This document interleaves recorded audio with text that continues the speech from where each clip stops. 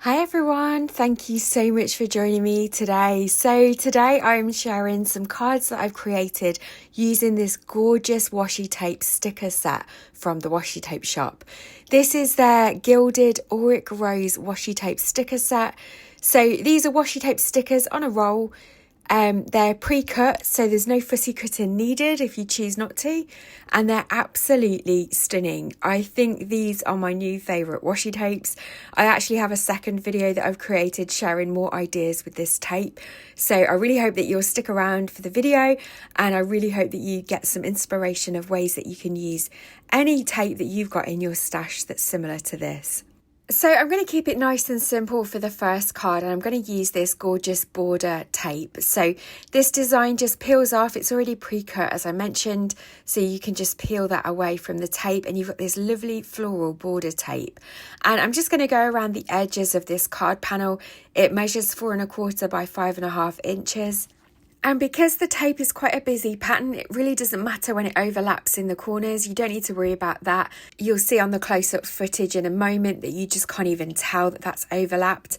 I've took the edges just behind, and you can see all that gorgeous gold kind of gilding on the decorative washi tape. So really, really pretty. I'm going to just pop that to one side, and we'll turn that into a card in a moment. But I'm also going to use the same tape to create a second card. So this design will be in the landscape orientation, and I'm just going to use my glass mat to help me line up the tape with the grid lines so that it's nice and straight across the middle there. I am going to add some strips of cardstock. I'm going to add a strip of black and a strip of gold, and I'm just kind of working out how I want those strips to be. I do decide to add a thicker strip of black card and just a thinner strip of the gold card, and I think that looks really, really pretty. It's also going to leave me a nice space to add a sentiment, so I'm just going to get that black strip stick down. I'm just using some liquid glue, and the same again with the gold strip, and then I can just tuck the washi tape around the back of the card panel, and then that will be the second panel ready to go in a moment. For the third design, I'm going to use the Simple Dots background stamp from Concord and 9th, Christina Warner's line. And I actually think that this card turned out to be my favourite of all of the cards that I've made today. So I'm just going to use my stamping platform. I've got my Waffle Flower Grip Mat in it, and I'm going to then layer the stamp over the top of the cardstock. I really want to make sure that I get a good coverage with this VersaFine Clair Nocturne Black ink, and that's why I'm using my stamping platform. It's quite a large stamp, and so I don't want to miss any of those areas, and using a stamping platform is going to allow me to repeat stamps so that we get a nice good spotted background. So I'm going to just clean off my stamp using my Gina Design stamp chamois, and the same with the grip mat as well. And then I'm going to add these stickers over the top of the spotted background. And just to make it easier, I'm just going to cut a strip of the tape off the roll, and then that way I can just work my way through the stickers. And I'm just going to stick them all over the background panel that we've got here. I'm going to have some of the stickers overhanging the edge of the panel, just so that the design looks like it's continuous when I trim it down. But this is just a great way of kind of creating your own background papers or pattern papers. And I actually love how this turns out in the end. So there's some larger stickers, some smaller stickers. So I'm just mixing and matching and making sure that all the gaps are kind of evenly spaced out and filled in. I'm then just going to trim off the excess using some scissors, but you could just tuck those around the back as well if you wanted to. But that is the panel, and I just think it's so pretty, especially with the hint of gold, and the black polka dots really match the stickers. So I've popped that to one side as well, because at the moment we're just creating the backgrounds ready to turn them into cards. And I've got these Lisa Horton metallic inks. I've got them on a swatch ring here that I've created.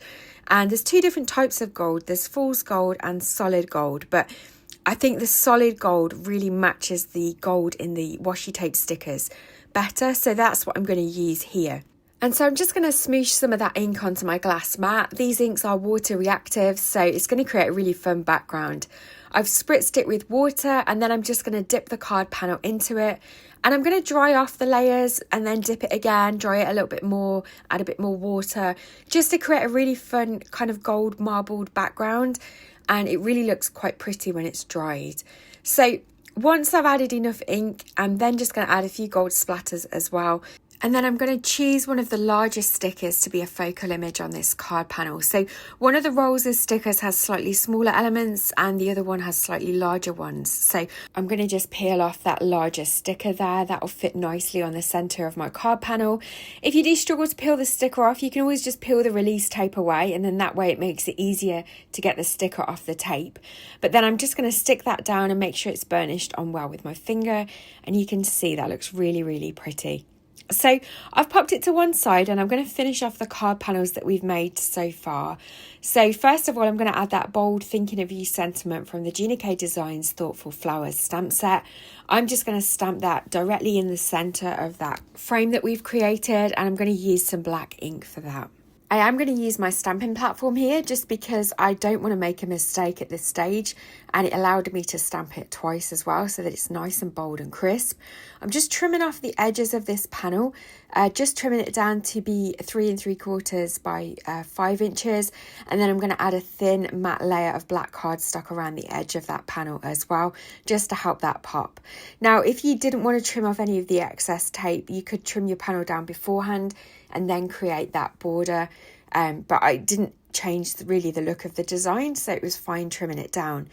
I've added a little bit of foam tape behind it just to give it a little bit of dimension because it is quite a simple card, but I think that looks really, really pretty.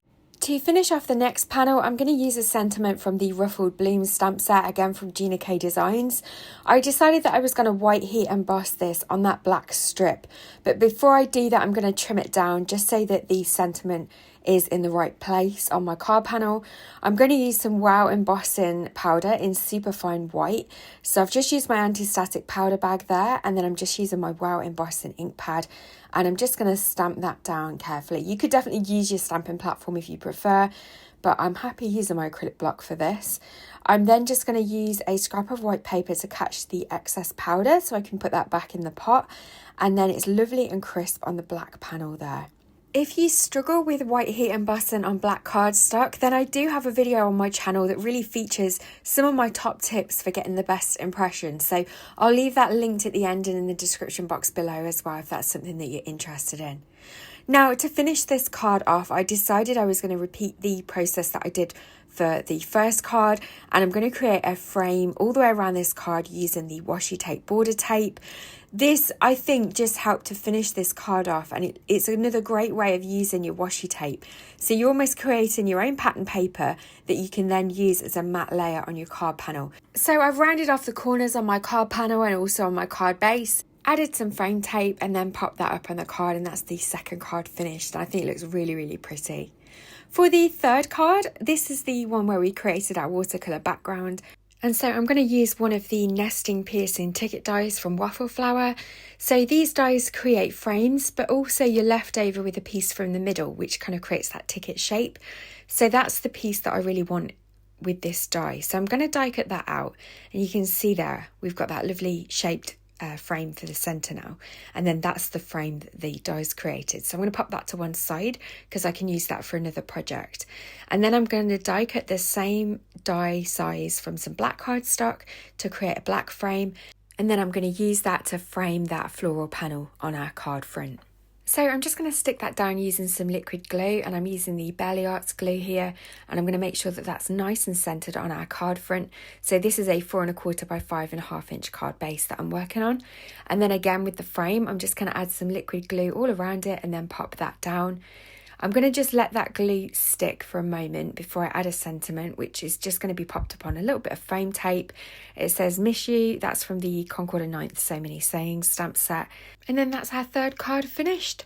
So for the fourth card, I'm going to use the Waffle Flower nesting piercing rectangle dies. So these are one of my favourites at the moment. They create a really nice piercing edge around the frame. I'm going to stick a layer of black cardstock onto my card front as well.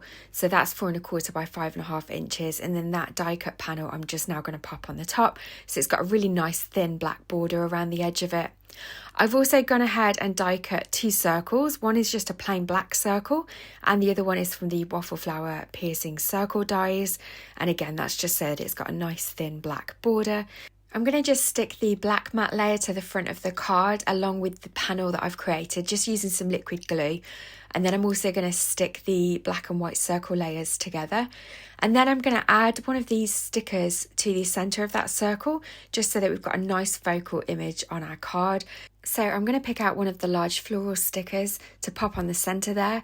I'm going to pop that up on some foam squares as well. So I'm just using up some of my foam squares from my stash, but you could easily use foam tape or scraps of card stacked together here as well.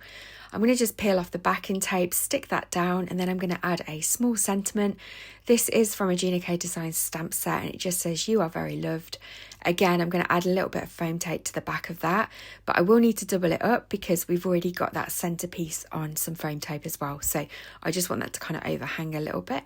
And then there's the fourth card finished for today. So I really hope that these have given you some inspiration of ways that you could use washi tape stickers.